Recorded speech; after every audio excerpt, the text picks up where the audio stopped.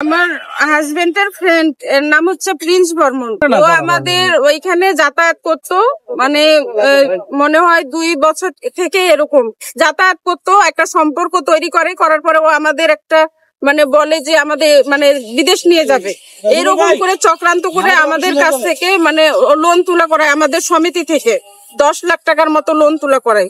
পরে এই লোনটা তোলার পরে ও মানে তারপরে এটাতেও সে ক্ষান্ত হয়নি। পরে ও আমাকে আরেকটা এজেন্সি মানে আমাকে দেখায় বলে যে মানে আরো 5 লাখ টাকা আমার কাছ থেকে দাবি করে, বলে তাড়াতাড়ি করে আমাদের নিয়ে যাবে।